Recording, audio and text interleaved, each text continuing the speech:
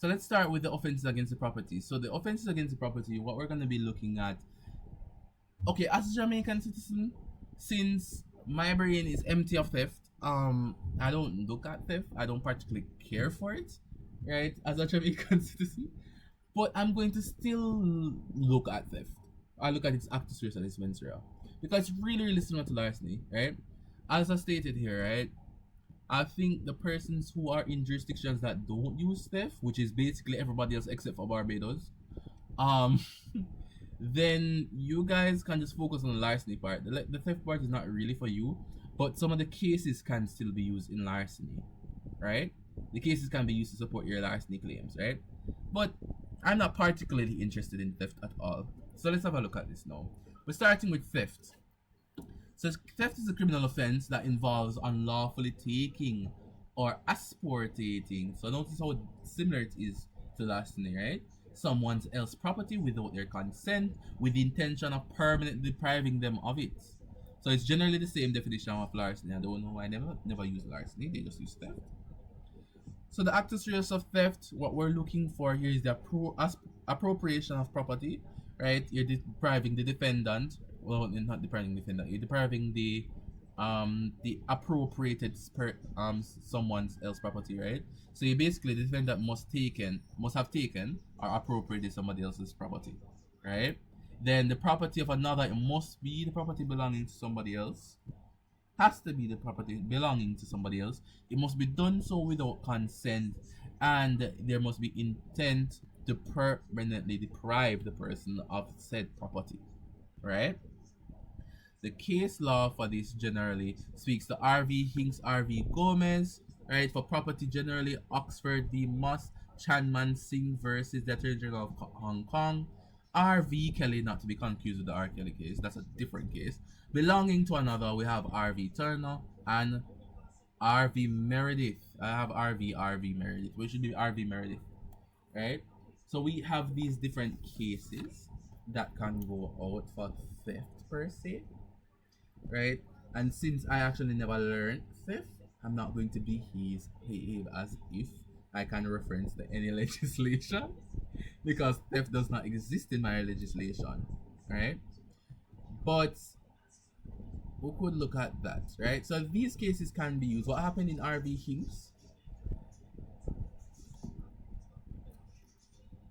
I still remember the cases because they could be used for larceny. So what happened in RV Hinks?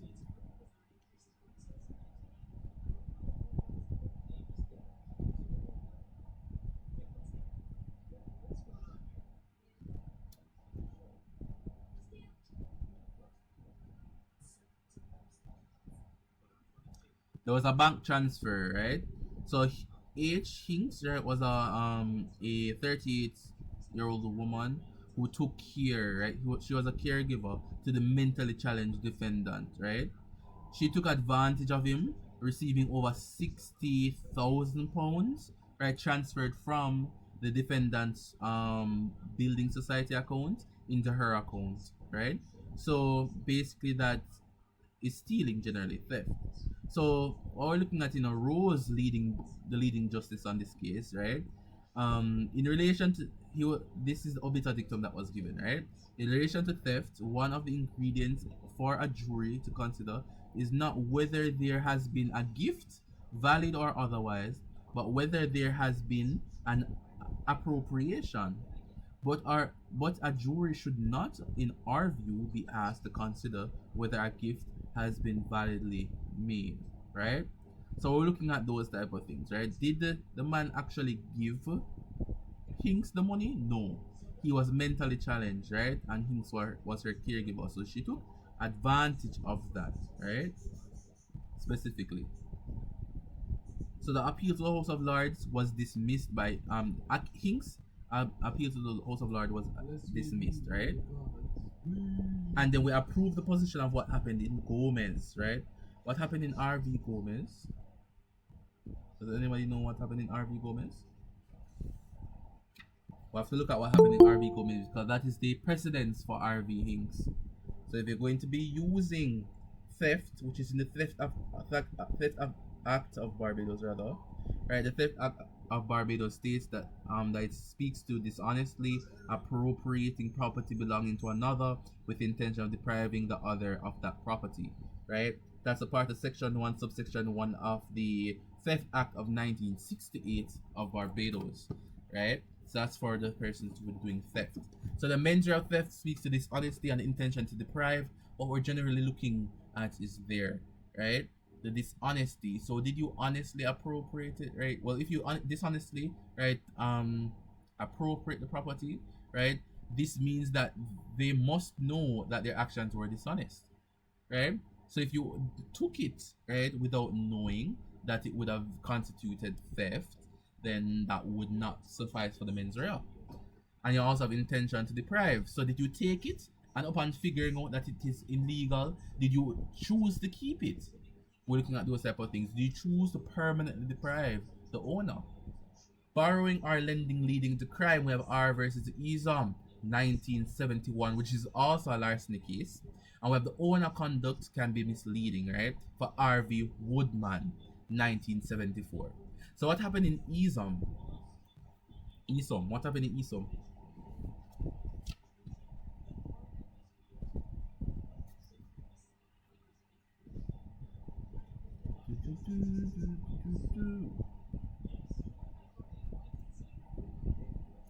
Anybody knows what was given in Esom? The persons who did theft, they know. I hope you know that. I want to know if you know these cases.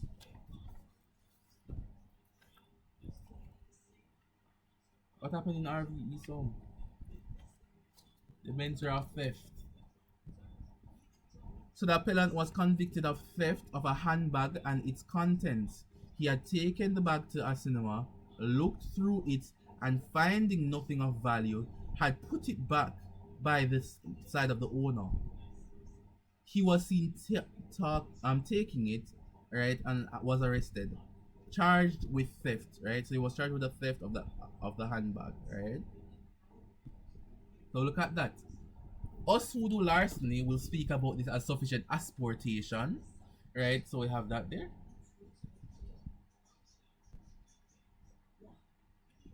So it would actually be sufficient asportation, or what we call well, in theft it would be appropriation, sufficient appropriation.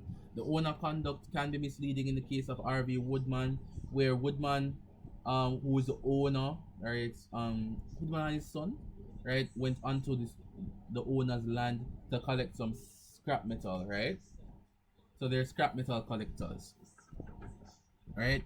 So the scrap metal, right, and was in fact that the remnant of similar material previously sold by the owner, right? So basically what was happening is that previously he went onto the same land to get scrap metal, right, and was allowed by the owner, right?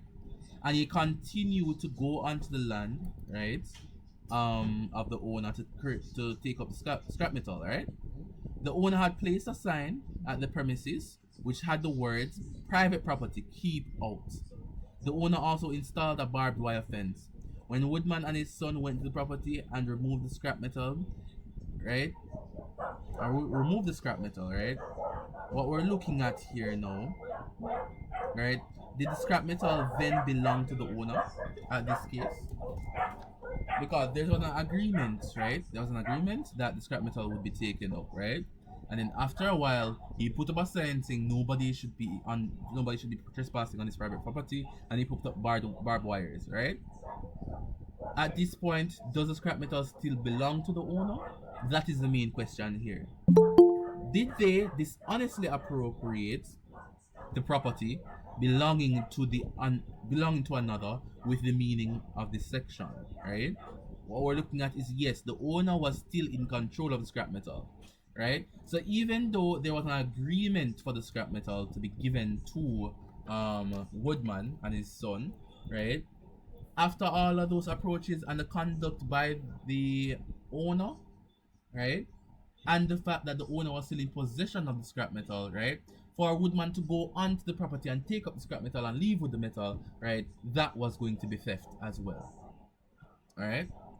So the defenses for theft, Claim of rights is an example of defense for theft where we use R.V. Robinson. So if you can claim that you had actual complete right, right, genuine right, and legal and moral right to the property, right, then that would be a complete defense if it can be found. And the R.V. Robinson 1997 is a case that we can use for that, the claim of right as a defense for theft, right? We also have the belief in consent, right? If you believe that you genuinely got consent from the owner, right, to take or use the property, then that could be used as a defense as well. You also have the inability to discover the owner. Let's say that you found something. We're looking at the rule, well, finders keepers as a defense, right? Saying that if we find the actual thing, right, the property, right, and you did sufficiently put out effort to find the owner and you cannot find the owner, right, then that is a defense, right? That is a defense for theft. Okay? So those are the main defenses for theft: claim of rights, belief in consent, and inability to discover the owner. Alright? So hopefully for the persons doing theft, this makes sense. Alright? As for larceny now, something that I understand a little bit more and something that I keep dear to my heart, right? It is in section 3 of the Larceny Act of Jamaica, right? And the Larceny Act states that a person who steals without the consent of the owner, fraudulently and without a claim of right made in good faith, takes and carries away anything capable of being stolen with intent, and at the time of such taking, permanently to deprive the owner thereof, right? It is constituting larceny, right? Then we state, right, that the person had taken. So remember, in this case, it will not apply to a bailee, because a bailee is a member of the court that goes and take property. So it will not apply to those persons at the court. That is actually right.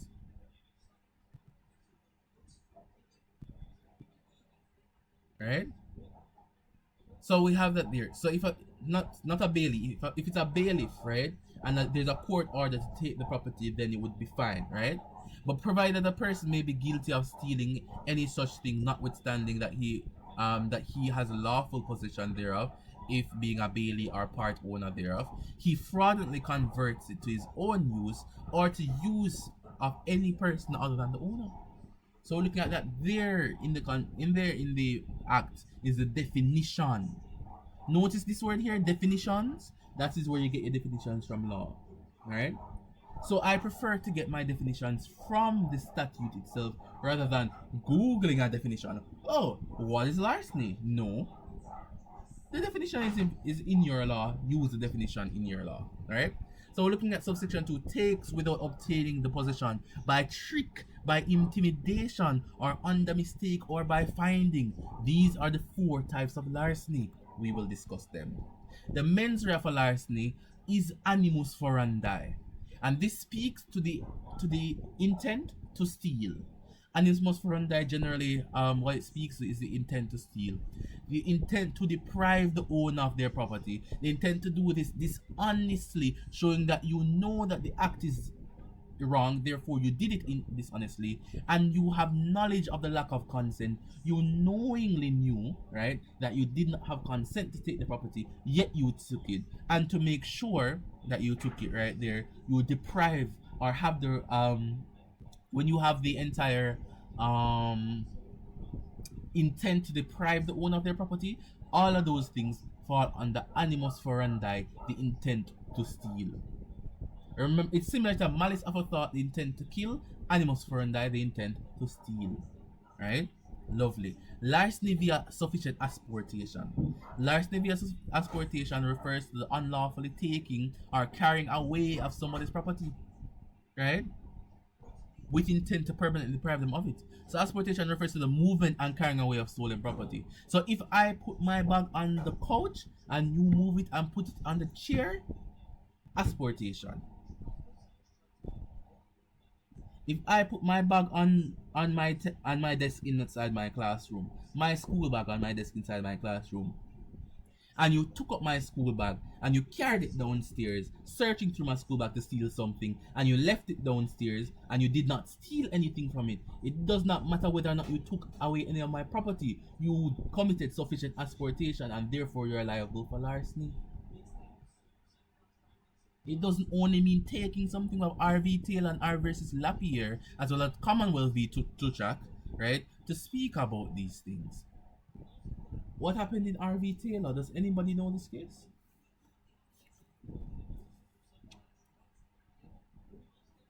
RV Taylor, 1911. What happened in this case?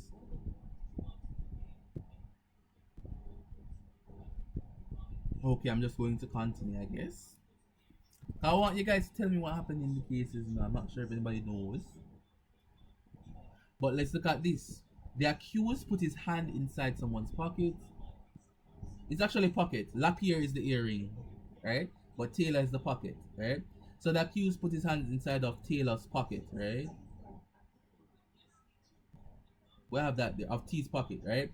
Seized the purse, right? And drew it from the edge of the pocket, right?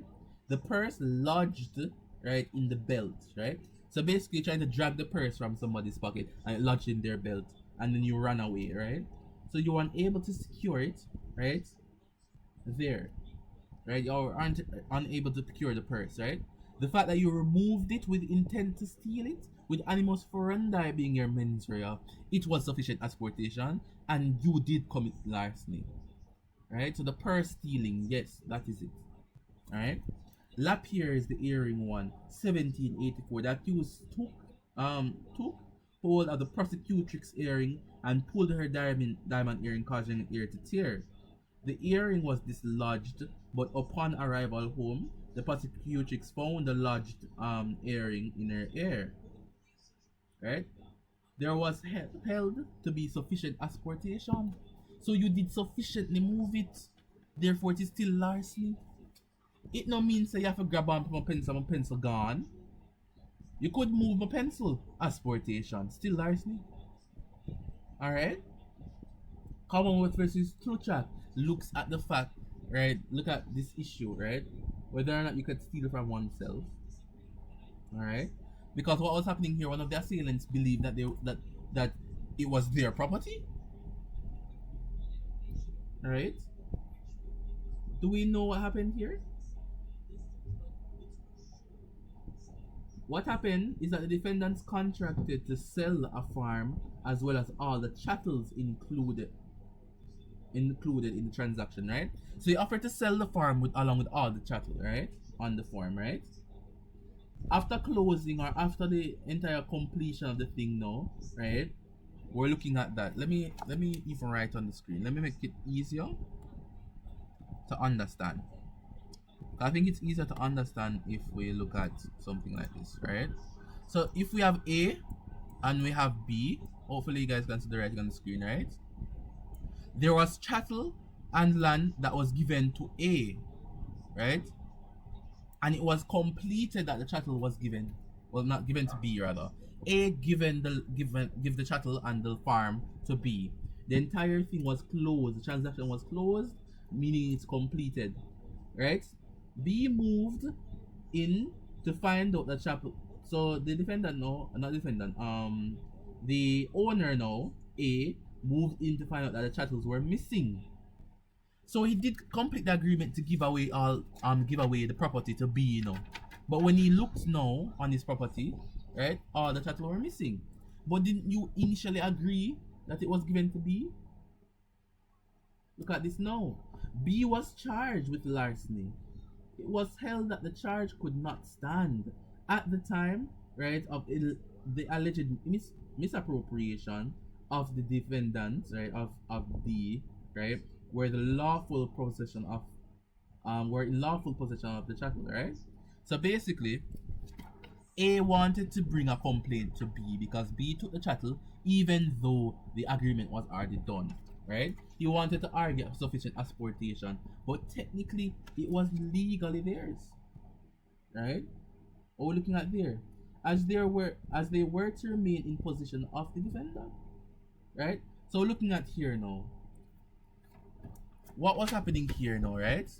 A gave the property to B, B took the property, A found out that the property is no longer there, right? But the truth of the matter is that A was still in lawful possession of the property. That is the issue. A was still in lawful possession of the property, therefore A is right. So even though the agreement was given, right, even though technically it is your property, you have stolen your own property because it has not been put into your possession as yet. So technically by law it is your property, but technically by law A is in possession of the property. Therefore you can't go into somebody else's possession and move the property. That is larceny. So technically B just stole from themselves. Does that make sense? It sounds weird, but technically B just stole from themselves. Technically. Right? It is theirs technically, you know. But at the time, it was still in lawful possession, right? A was still in lawful possession. Therefore, it would have constituted larceny, right? You have larceny by trick. Larceny by trick occurs when the perpetrator obtains possession of someone else's property through deceit, fraud, or any type of misrepresentation. R.V. Bramley is the best case here. The best case on this matter. Right? If you have another case, that's fine. Probably if it's simpler, that's fine. But I think R.V. Bramley is a lovely case here. Right? So what happened in R.V. Bramley? Right? We're looking at X. X owned a colliery, right? So where he sold both coal and slack. Slack was cheaper than coal. The practice was to weigh the item and then make the payment. So A took a weight of coal, but on the weighted scales he put slack over the coal, right? And indicated that he had weighed the slack. He paid for slack and left, and he was convicted of larceny, right? So he had a bag, you know. He put the coal in the bag, right? And then he put slack over the coal, right? So when you weighed it, it made it look like he's only slack in the bag. That's larceny by trick, right? So it's larceny by trick. R.V. Bramley, 1861. All right. Are you guys understanding the thing so far? All right. As long as you understand, you know, even if it's one person understand, I want everybody to understand. But as long as even if it's one person understand, that's the best, right? So larceny by intimidation, now R.V. Lovell in 1881. So intimidation, now when the perpetrator uses threats and coercion or other types of intimidatory techniques, right, for the victim to surrender their property. This is not robbery. This is larceny by intimidation. Robbery usually uses a deadly weapon, right, or more persons. If it's one person, it tends to be larceny by intimidation. If it's more than one person, it tends to be robbery. We'll discuss that, right? Or we don't have to discuss it further. If we want to discuss it, we'll discuss it, right? But R.V. Lovell states out this now, the larceny by intimidation. The accused was given a job of grinding knives and agreed with the prosecutrix to pay a certain sum, right? So his job was grinding knives and he agreed, right? And there was an agreement to pay a certain sum, right? When he completed the job, right, he demanded with threats an amount 4 times of what he agreed. Imagine that. I pay you to grind the knives. We agreed on a sum, and after you're done, you're going to threaten me to pay 4 times? Threats. That's a part of the larceny by intimidation, right? So looking at that, in fear for her life, she paid the amount demanded. The jury found that the accused had obtained the money by means of menacing, right? Well, by menacing means, right? And he was convicted of larceny, right? His appeal against conviction was dismissed. This is larceny by intimidation. He intimidated the person into giving it more money, right? Larceny by mistake. So also known as accidental larceny or mistaken possession, occurs when an individual mistakenly believes that they are entitled to possess or take someone else's property. So it's either they mistakenly believe that they're entitled to possess a property, or they mistakenly take somebody's property. Larceny by mistake. R.V. Middleton, 1873. A's saving balance was confirmed to him and he sought to withdraw some of it, right? The clerk made an error by referring to another balance and overpaid him. So he was in the bank and he got too much money, right? Too much, right? Overpaid, right? That's the key thing here, right? A took the excess and left. He was convicted of larceny because he was found to have sufficient animus furandi. So there was a mistake that gave you too much money, right? You should have seen it and said, okay, I got too much money. It's the same case in which you buy something from somebody and the person give you too much change. Tell the person that you've gotten too much change, right?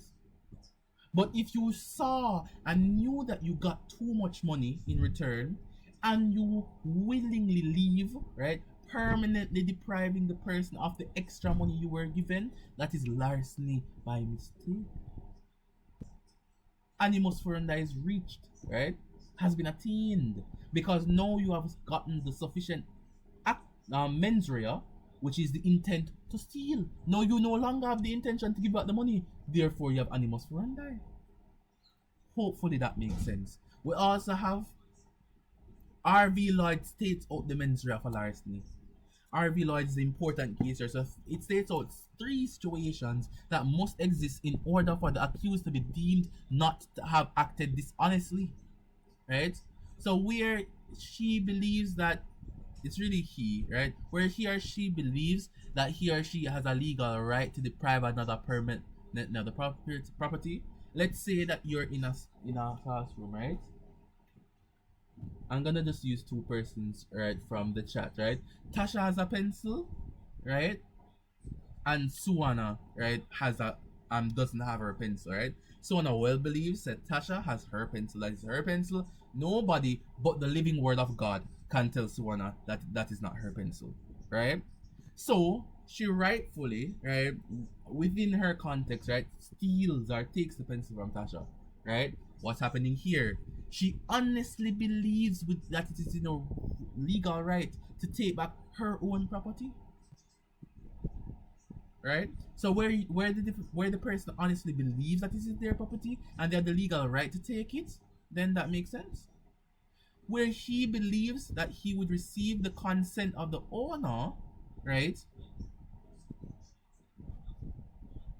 if the owner had been aware of the relevant circumstances, right? So let's say, I don't want to. Should I use a pencil? Let's use a sharpener this time, right? So let's say that Zarya always lends Torian her sharpener, right? Always, right? So each and every class, anything that happens, right? Zarya always lends Torian her sharpener, right? But if Zarya now goes into Tonian's back and takes the sharpener, right? That is Zarya working under the suspicion, right, or the belief that if Torian knew, Torian would have lent her the sharpener anyways, so it wouldn't have constituted the mens rea for larceny. So it wouldn't be Zarya stealing, It's just that Zarya has the belief that if Torian knew, Torian would give her the sharpener anyways. Hopefully this makes sense. I'm trying to use examples that make sense, right? So that's what's happening there. And we also have the lastly, where after taking responsible steps to find out, he concludes that the owner cannot be found. So let's say that you see $1,000 on the ground in the middle of the school, right? You take up the $1,000 now and you're trying to find out, whose $1,000 is this? You look at the persons around who dropped this money, who dropped it, right? Who lost it, right? You're trying to make sure that you take reasonable steps to find it, right? If you cannot find the owner and you did honestly take reasonable steps to find the owner and you didn't, then technically you can keep the money.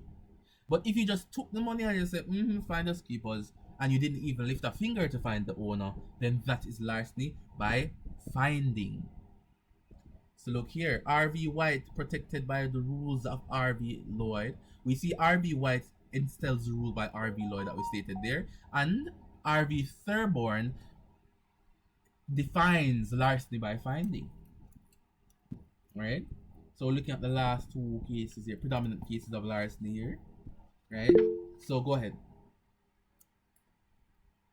Sir, so the rules of R.V. Lloyd, you're saying that they explain Oh, they explain larceny, like the mens rea for larceny overall. Okay, so they're explaining, right, what must exist in order for the accused to not have been deemed Oh, it's the dishonesty. defense. The defense, yeah. Yeah. Okay. Thank So you. it helps. It's these are the questions that we must ask, right? Or these are the things that we must prove. It's a burden of proof, right? For the mens rea, not really the defense, but the burden of proof. So if these things can't be proven, we can now state that okay, you don't have any of these, then you have the mens rea animus furandi, and then it can be larceny. So yeah, all right. Okay. Thank you. Okay, lovely. So RV White, we have a situation here for RV White. In this case, a convicted of feloniously um receiving stolen property, right? The person who received it, right, had been convicted of larceny. So looking at that, so basically, he took some property, right? He got some property from somebody, right? On not knowing that he actually took stolen property. So he got stolen property. He appealed on the ground of that the property had in fact been abandoned. Right? Let's look at that. The Court of Appeal so found this conviction and quashed it, right? Using a certiorari. So we have an issue there. Right? So you honestly did not know that it was an illegal transaction. You honestly didn't know, right? So by using RV Lloyd, right, as precedent, right, based on the fact that he did not have animus furandi, it wouldn't have been seen as larceny. He didn't know it was stolen goods. He didn't know. If he knew, that could have changed. If he knew and still kept it, then that is animus furandi, right? But if he didn't know and he thought it was an honest transaction between him and the person, then it could not have constituted animus furandi. Larceny by finding R.V. Thornton. What occurred here? So it's okay. R.V. Thornton is basically what I explained about the $1,000 on the school compound. Because what we're looking at here is that T found a banknote in the street, right? There was no form of identification on it. T had immediately resolved to keep the money. So look at that there. He found the money, right? Walking around the street with the money, right? He has the actus reus because he has sufficient asportation. He has no mens rea though. Therefore, there's no crime. But the minute now he just resolves to keep the money instead of actually looking for the person, he has animus furandi. Therefore, it's larceny by finding. All right. That is it for larceny, and we move towards robbery, section 37, right, of the Jamaican, the Jamaican legislation. We're gonna go into that. So is that fine so far?